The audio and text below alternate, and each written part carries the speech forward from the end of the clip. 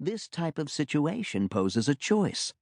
Preserve your pride by covering yourself and not admitting your oversight, or simply say, "You're right, I'm wrong. Somehow I missed that."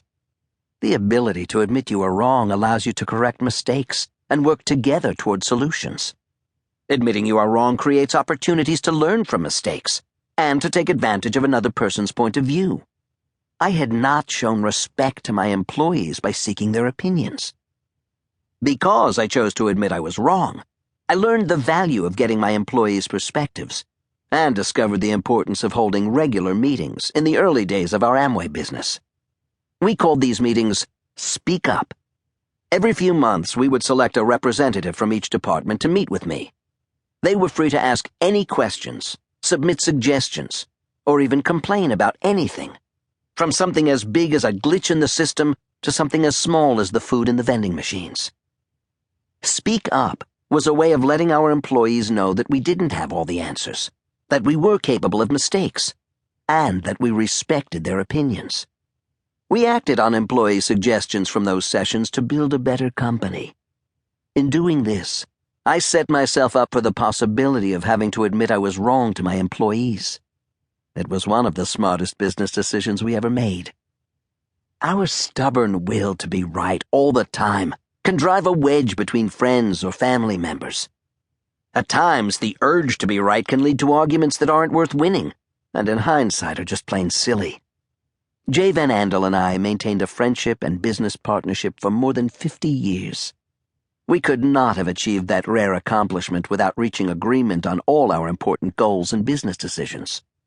Because Jay was older, he served as chairman and I as president on a board of 2. We agreed both of our votes were needed to approve business decisions. In the early days of our Amway business, I was driven by ego to want a bigger car.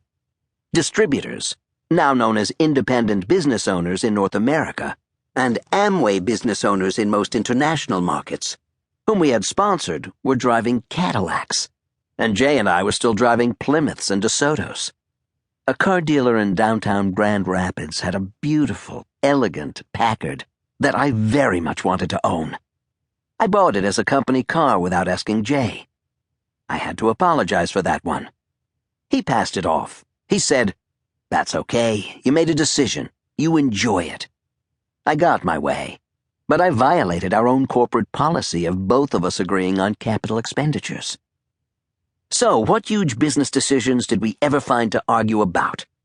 Believe it or not, it was deciding the dress code for the restaurant on the top floor of our new Amway Grand Plaza Hotel when it first opened in the early 1980s. One of the most insignificant decisions in our partnership led to one of our biggest disagreements. Cygnus, 26 stories above downtown Grand Rapids in the tower of our new hotel, was the first elegant restaurant in the city. The debate was whether we should maintain a formal restaurant with a dress code including jackets and ties for men, or be less restrictive and open to more diners and perhaps more business. That was the only time in our long partnership that one of us had used the veto word. Fortunately, we had a strong friendship, and the Cygnus decision could fade into a triviality. But friendships and even family relationships have eroded or ended over even more trivial arguments. For most people, having to admit you're wrong dents your pride and your ego. It's one of the most difficult things most people will ever have to say. But it does get easier as we grow older, when, one hopes, we have more achievements than mistakes and are not so delicate and easily threatened.